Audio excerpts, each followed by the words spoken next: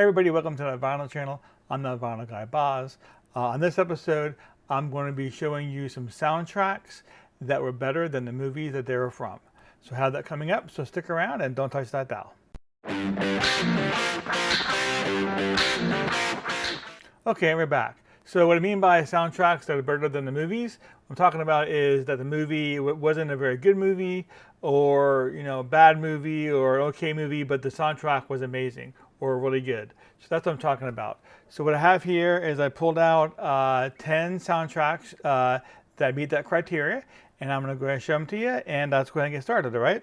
So the very first one I have here is Star Trek The Motion Picture, okay? So this was released in 1979, okay? So a lot of people really almost to the point to hate this movie. I'm definitely not in that camp.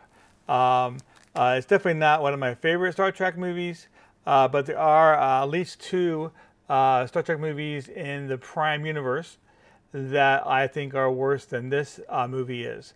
So, but the soundtrack was just awesome. So the music is by Jerry Goldsmith, who did Logan's Run, Planet of the Apes, Alien, Poltergeist, Gremlins, Total Recall, etc., etc. So he has a long line of movies that he's actually done.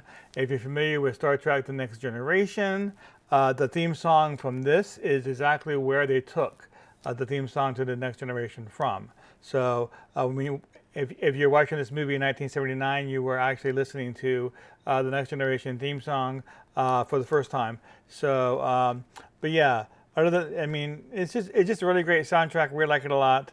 Okay, the next one here is Teachers.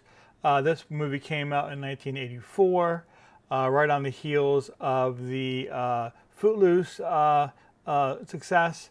So you see here, even on the front of the cover of the soundtrack, they're really playing homage to all the band Night Rangers, ZZ Top, Joe Cocker, Bob Seger, The Motels, Freddie Mercury, 38 Special, so Roman Holiday. So it was really a bunch of great bands doing the soundtrack.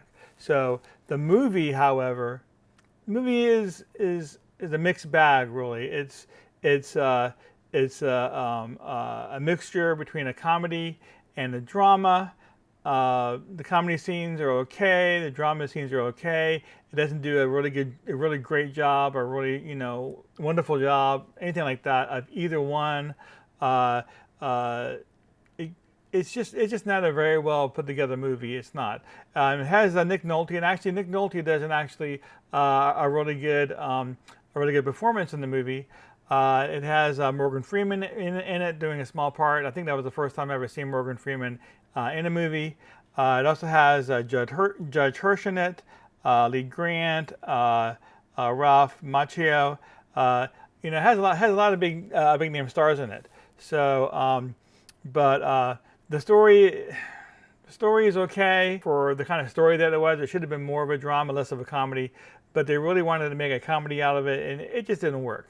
So, but the soundtrack is amazing. All these great bands. If you haven't seen this movie, it might not be a bad day to check it out. At least see it once, but it's not a great movie really. But the soundtrack is amazing, and I definitely recommend you picking up the soundtrack. Okay, the next one we have here is Grease 2. I do have this Japanese pressing of it, so it's interesting because over Thanksgiving recently, a few weeks ago, my mom was over Thanksgiving, and she had dinner with us, and we're all sitting around the table, and I actually mentioned that I'm working on this type of video and this type of theme soundtracks that are better than the movies they were from, and I decided to go and ask my mom, is there any soundtracks that she thought of that that would fit that bill?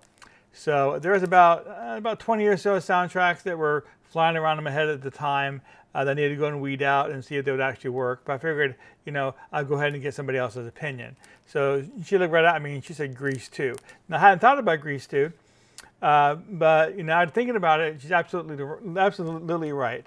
I mean, Grease 2 is an okay movie. It's not a bad movie, by any means. It was nowhere near as good as the original Grease movie was.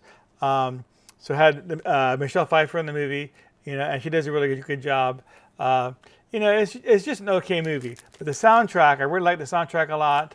The opening number on this is very good. It has a lot of really good catchy songs throughout it. It's not an amazing soundtrack. It's a very good soundtrack. But the movie is just okay. So being that's like that, this definitely does meet the criteria. Okay, so the next movie is The Black Hole. This movie came out in 1979, just 2 years after Star Wars came out. So this was Disney's attempt to do Star Wars, but recently they actually purchased Star Wars, so they definitely have taken a different route. It's just not a very good movie. The plot is very thin. I really don't care for this that much. Now I'm a big sci-fi fan, so I have watched this a couple times, but I just don't care for this movie all that much. My wife hadn't seen this at all, so about a year ago we sat down and watched it. It had been a while since I'd seen it too, so yeah. But it just reminded me just how not very good the movie is. But the soundtrack is very good. Soundtrack is by John Barry. He's actually won some Academy Awards for other soundtracks. So it is a good soundtrack, but it's not an amazing soundtrack. It's a pretty good soundtrack. But seeing that the movie is not even pretty good, it's just okay. This definitely meets the criteria of this video. Okay, and we have here probably the worst movie of the lot of all the movies here, and that is Slapstick of Another Kind, originally released in 1982 in Europe and 1984 in the U.S. This is a movie I'd seen about 10 years ago, so I decided to go ahead and rewatch this one. I watched it yesterday in anticipation of making this video, so to have a fresh viewpoint about the movie. So it was nearly unwatchable. So this movie has Julia Lewis, it has Madeline Kahn, it has Jim Backus, Merv Griffin, and Marty Feldman in it, which is interesting because Madeline Kahn and Marty Feldman were also in Young Frankenstein, which I believe was 1974. And in Young Frankenstein, you had the character, right, the Dr. Frankenstein. That's Frankenstein. Yeah, I know, Frankenstein. Okay, fine. But however, so in this movie, Julia Lewis and Madeline Kahn give birth to twins. Okay, and what's the name of the doctor that delivers the baby? Dr. Frankenstein. So it's kind of interesting how they worked that in. I don't know if that was really because those two had appeared in Young Frankenstein together, but it's definitely interesting. But this is a really bad movie. Even though I'm a big fan of Julia Lewis, big fan of Madeline Kahn.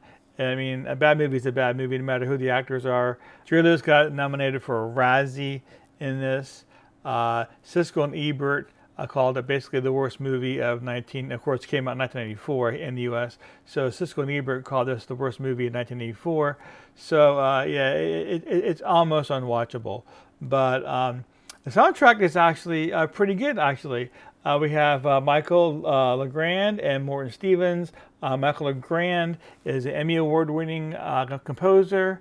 Morton Stevens, he has a lot of movies under his belt. He was also responsible for composing the original Hawaii Five-O theme, which we all know is amazing. So you have two very good composers here making the soundtrack. So of course it's going to be great, and the soundtrack is very good.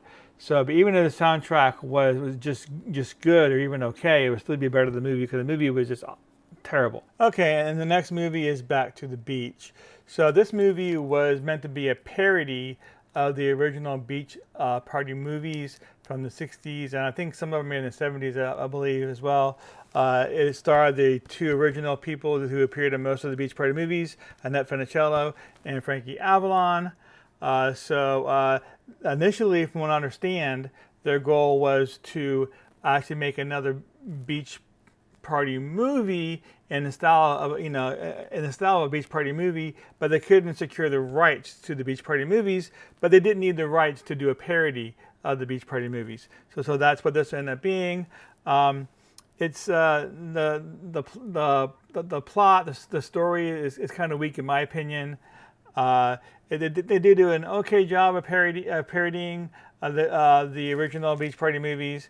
It's okay. The strong parts about this movie are the cameos. There's a cameo by Connie Stevens. There's a cameo by Don Adams. Bob Denver revised his role as Gilligan. Alan Hale Jr. revised his role as a skipper. There's Ed Burns. There's Jerry Mathers, who played Beaver and Leave It to Beaver. Barbara Billingsley, who played his mom, is in this.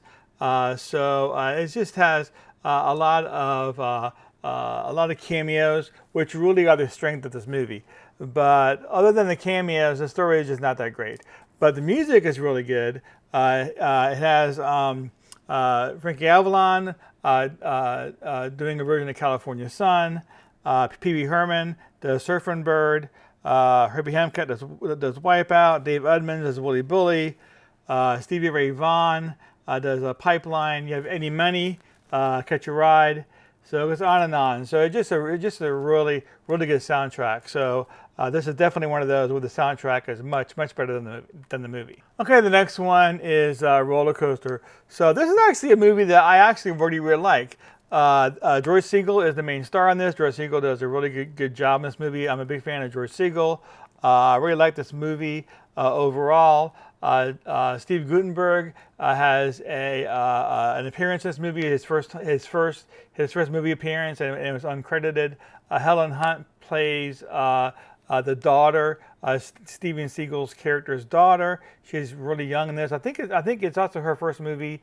I think before this, she just had done television shows. So it also has Henry Fonda in it as well. So, I mean, it is a pretty good movie, but the soundtrack is amazing. Okay. When I hear it, it takes me back to it makes me feel like I'm actually in a theme park. It makes me feel like I'm on a roller coaster in some of the tracks. The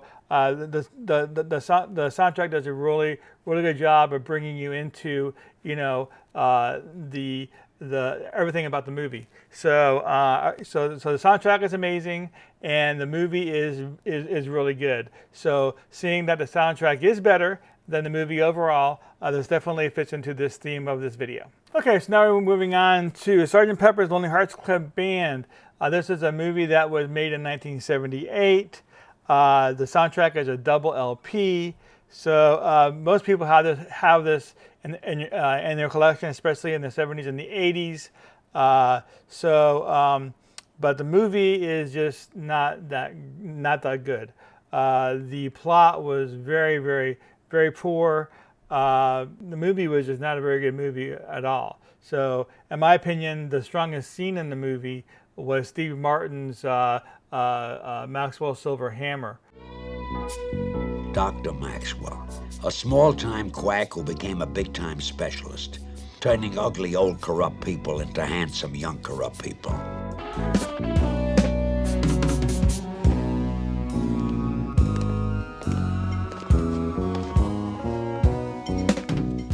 So that was a very good scene in the movie. I really enjoyed that part of the movie, but most of it is just not a very good movie overall. So, but its strength is that it has all these amazing Beatles covers. I mean, it has Peter Frampton, Earth, Wind and Fire. Again, Steve Martin does a track. Billy Preston does Get Back.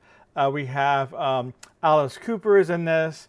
We have Aerosmith's in this. But yeah, it's just and George Burns does do a song as well. But it's just a very good soundtrack, especially if you're a Beatles fan. You get to hear all these great covers of all these Beatles songs, and everyone does a really good job of covering these songs. But the movie is just here. Open this up and let you see the inside of the cover if you want to see it. So yeah, it's just not a very good movie, but the soundtrack is amazing. Okay, and so the next one I have here is the soundtrack to Space 1999. This is actually a television show, a British television show. It ran from 1975 to 1977, only 2 seasons. Now I remember my mom watching this when I was a kid. I never really got into it that much. So a few years ago, I decided to go ahead and try to watch this again, see if I can even get through all 2 seasons. So I went to Amazon. I purchased the first 2 episodes. I watched the first one. I just couldn't get into it that much. I only watched half of the second one. I gave up on it. It's kind of hard to follow. The actors aren't all that great. Now, the main actor, who is Martin Landau, he actually does a pretty good job in this. But the rest of the actors, you know, they're just kind of okay. And the story really is not all that interesting. I can see why it only lasted 2 seasons. So, but the music is actually really, really good. If you from people from this time, you know, if you grew up around this time and you're familiar with sci-fi, the soundtrack is very distinctive. The opening track is very distinctive. So it's just a very good soundtrack. But yeah, so it's a good soundtrack, and the TV show was not all that great. Okay, now we're getting down to close to the end here. So the next one here is Ghostbusters from 2016. So I know a lot of people, they just don't like this movie. I'm not a huge fan of it. It's okay. I think it's a good movie. I think it has its strong parts. I don't think it's really that bad. It's definitely nowhere near as good as the original Ghostbusters. But the soundtrack is really good. So we have, I believe, 3 or 4 different renditions of the Ghostbusters. You know, the Ghostbusters song from the original movie. We have a bunch, just a lot of songs on here that are pretty good. I played this a couple weeks ago, and it was a really good soundtrack.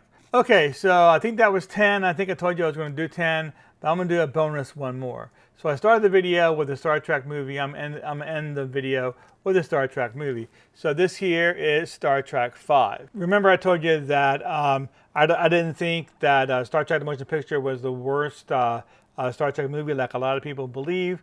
There are definitely at least 2 movies from the Prime universe that are worse. This one is definitely one of them. This one I think is a worse movie than Star Trek the Motion Picture. I just didn't care for this movie very much. I don't know. I didn't care for the storyline. There's a lot about the movie I didn't like. So yeah, it just wasn't a very good movie in my opinion. I mean, it's a Star Trek movie, so it's okay. But the soundtrack is really good. I do enjoy the soundtrack. The soundtrack being really good and the movie being, again, just so, definitely meets the criteria for this video. Okay, and that's all I have for you today. So I do thank you for sticking around all the way to the end of the video. I hope you found this entertaining as well as informative. If you have not subscribed to my channel, now is a great time to do so. Go ahead and click on that subscribe button, and don't forget to bash on that bell logo for notifications. But again, thank you, and I'll see you all next time.